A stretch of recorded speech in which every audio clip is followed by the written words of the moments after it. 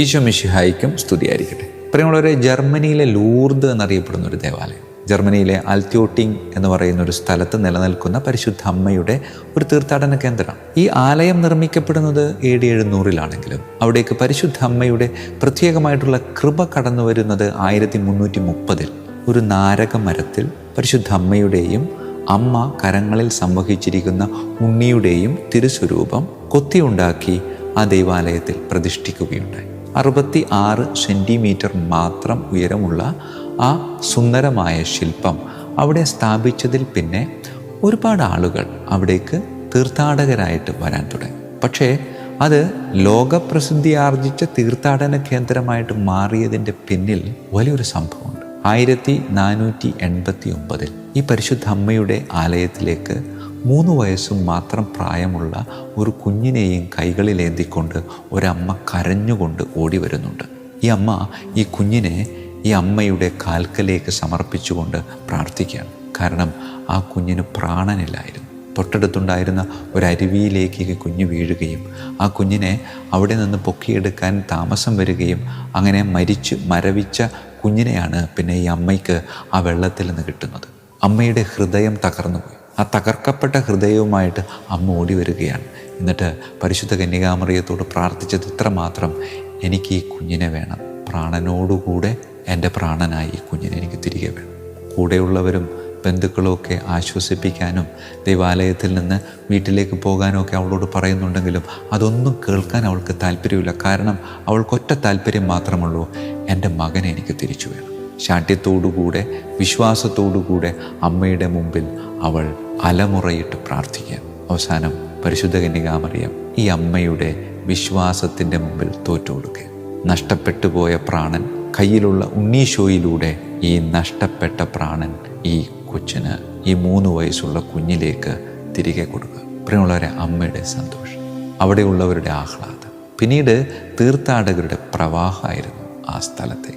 ഇപ്പോഴത്തെ കണക്കനുസരിച്ച് പറയുന്നത് 10 ലക്ഷത്തിലധികം ആളുകൾ ആ ദേവാലയത്തിലേക്ക് ഓരോ വർഷവും തീർത്ഥാടകരായി പല സമയങ്ങളിലായിട്ട് വരുന്നുണ്ടെന്നാണ് പറയുന്നത്. പ്രിയമുള്ളവരെ, ശ്രദ്ധയാകർഷിച്ച ഒരു കാര്യമാണ് ഈ കഴിഞ്ഞ ഓഗസ്റ്റ് മാസം 2025 ഓഗസ്റ്റ് മാസം ആദ്യ ആഴ്ച അമേരിക്കയിൽ നിന്ന് ഏതാണ്ട് 7000-ഓളം പേര് ഒരുമിച്ച് ഈ ജർമ്മനിയിലെ ലൂർദ് എന്നറിയപ്പെടുന്ന ആൽത്യോട്ടിംഗ് എന്ന സ്ഥലത്തേക്ക് തീർത്ഥാടകരായിട്ട് വരികയാണ്.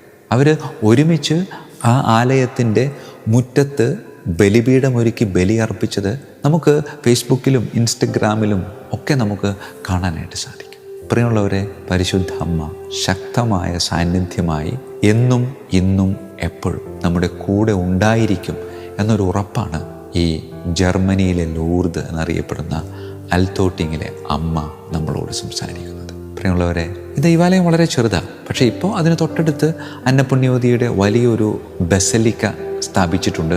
എങ്കിലും ആ പഴയ ആലയം അങ്ങനെ തന്നെ സൂക്ഷിക്കുക. ആ ആലയത്തിൻ്റെ ഒരു പ്രത്യേകത എന്ന് പറയുന്നത് 8 കോണുകളുണ്ട്. ഏതാണ്ട് നമ്മളൊക്കെ കണ്ട് ശീലിക്കാത്ത ഒരു ദൈവാലയ ആകൃതിയാണ് ഈ കുഞ്ഞ് ദൈവാലയത്തിനുള്ളത്. ഈ ദൈവാലയത്തിലേക്ക് കയറി ചെല്ലുമ്പോൾ ഈ ദൈവാലയത്തിൻ്റെ ഭിത്തികളിലും മേൽക്കൂരകളിലും ഒക്കെ ഒരുപാട് ചിത്രങ്ങളും അതിൽ എഴുത്തുകളും ഒക്കെ ഫ്രെയിം ചെയ്തിങ്ങനെ തൂക്കിയിട്ടിരിക്കുന്നതാണ്. മതിലൊന്നും കാണാൻ പറ്റത്തില്ലെന്നാണ്. കാരണം അവിടെ വന്ന് അനുഗ്രഹം സ്വീകരിച്ച ആളുകൾ സാക്ഷ്യം എഴുതിയിട്ടിരിക്കുന്നതാണ്. അത്രമാത്രം സാക്ഷ്യങ്ങൾ, അത്രമാത്രം അത്ഭുതങ്ങൾ അവിടെ നടക്കുന്നുണ്ടെന്നാണ് പറയുന്നത്. പരിശുദ്ധ പിതാവ് ജോൺ പോൾ രണ്ടാമൻ പാപ്പ, ബെനഡിക്റ്റ് 16-ാമൻ പാപ്പ, ഇവരൊക്കെ സന്ദർശിച്ചിട്ടുള്ള ഒരു ദേവാലയം കൂടെയാണ് ഈ ജർമ്മനിയിലെ ലൂർദ് എന്നറിയപ്പെടുന്ന ആൽത്യോട്ടിംഗ് ദേവാലയം. പ്രിയമുള്ളവരെ, ഈ ദൈവാലയത്തിൽ പ്രതിഷ്ഠിതമായിരിക്കുന്ന ഈ തിരുസ്വരൂപത്തിന് വേറൊരു പ്രത്യേകത കൂടെയുണ്ട്. ഇതിൻ്റെ നിറമെന്ന് പറയുന്നത് കറുപ്പാണ്. ഇതിനെ ബ്ലാക്ക് മഡോണ എന്നുകൂടെ വിളിക്കാറുണ്ട്. ഇത് പ്രതിഷ്ഠിച്ചപ്പോൾ കറുത്തതായിരുന്നില്ല എന്നതാണ് മറ്റൊരു സത്യം. അവിടെ കത്തിച്ചു വെച്ച മെഴുകുതിരികളുടെ കരിയും പുകയും ഈ രൂപത്തിന് കറുപ്പ് നൽകിയെന്നും ആ കറുപ്പ് സുന്ദരമായിട്ടുള്ളൊരു കറുപ്പായിട്ട് മാറിയെന്നും അങ്ങനെ ആ കറുപ്പിൽ നിന്ന് അവർ വേറൊരു കളറ് കൊടുത്ത് അതിന് മനോഹരമാക്കാൻ പരിശ്രമിച്ചില്ല. മറിച്ച് ആ കറുപ്പിലെ മനോഹാരിത അത് വളരെ സുന്ദരമാണ്. ആ ദൈവാലയവും ഉൾഭാഗം മുഴുവനും കറുത്ത നിറമാണ് അടിച്ചിരിക്കുന്നത്. സുവർണ്ണ നിറത്തിലുള്ള ചില അലങ്കാരപ്പണികളുണ്ടെങ്കിലും ഭൂരിഭാഗവും നിറം കറുപ്പാണ്. പ്രിയമുള്ളവരെ, ഈ ബ്ലാക്ക് മഡോണ നഷ്ടപ്പെട്ടുപോയ കുഞ്ഞിന് പ്രാണൻ നൽകി അമ്മയെ വലിയ ദുഃഖത്തിൽ നിന്ന് കൈപിടിച്ചുയർത്തിയ ഈ പരിശുദ്ധ കന്യകാമറിയം നമ്മോടൊക്കെ പറയുന്നൊരു കാര്യമുണ്ട്. നിന്റെ ജീവിതത്തിൽ മരണതുല്യമായ പല ദുരനുഭവങ്ങളും നിനക്കുണ്ടാകും. ആ സമയത്തൊക്കെ നിന്റെ കൂടെ നിലനിൽക്കുന്ന എൻ്റെയും എൻ്റെ കയ്യിലുള്ള പൊന്നോമന മകനായ ഈശോയുടെയും സാന്നിധ്യം തിരിച്ചറിയാനായിട്ട് സാധിച്ചാൽ നിനക്കും വലിയ അത്ഭുതങ്ങൾക്ക് സാക്ഷ്യം വഹിക്കാനായിട്ട് സാധിക്കും. അതേ പ്രിയമുള്ളവരെ, പലപ്പോഴും നമ്മുടെയൊക്കെ ജീവിതത്തിലും ഇനി ഞാൻ എങ്ങനെ മുന്നോട്ട് പോകും എന്നിങ്ങനെയുള്ള ദുരവസ്ഥകളിലൂടെ ഒക്കെ നാം ഒരുപാട് കടന്നുപോയിട്ട് പ്രാർത്ഥിക്കാം. നമുക്ക് കരങ്ങൾ കൂപ്പാം, കണ്ണുകളടക്കാം. കാരുണ്യവാനായ കർത്താവേ, മരണകരമായ വേദനകളിലൂടെയും അവസ്ഥകളിലൂടെയും ഒക്കെ പലപ്പോഴും കടന്നു പോയിട്ടുള്ളവരാണ് നമ്മൾ ഓരോരുത്തരും. ചിലപ്പോൾ ഇപ്പോൾ അങ്ങനെയുള്ള അവസ്ഥയിലൂടെ കടന്നു പോകുന്നവരാകാം, ഇനിയും കടന്നു പോകാൻ സാധ്യതയും ഉണ്ടാകും. പ്രാർത്ഥിക്കാൻ നമുക്ക്. നമ്മുടെ കൂടെയുള്ള അമ്മയുടെ സാന്നിധ്യം, കൈകളിലെ ക്രിസ്തുവിൻ്റെ രക്ഷാകരമായ ചൈതന്യം, അത് പലപ്പോഴും തിരിച്ചറിയാതെ പോകുന്നുണ്ട്. കാരുണ്യവാനായ കർത്താവെ, എൻ്റെ കൂടെ നിൽക്കുന്ന ദൈവീക സാന്നിധ്യത്തെ തിരിച്ചറിഞ്ഞ് എല്ലാ പ്രതിസന്ധികളിലും ബുദ്ധിമുട്ടുകളിലും അങ്ങയെ മുറുകെ പിടിച്ച് അവയൊക്കെ ധൈര്യസമേതം തരണം ചെയ്ത് മുന്നോട്ട് പോകുവാൻ ഞങ്ങളെ ഓരോരുത്തരെയും അനുഗ്രഹിക്കണമേ. കർത്താവായ ക്രിസ്തു വഴി ഞങ്ങൾ സമർപ്പിക്കുന്ന പ്രാർത്ഥന കേട്ടരുളണമേ. ആമേൻ. ഈശോ മിശിഹായ്ക്കും സ്തുതിയായിരിക്കട്ടെ.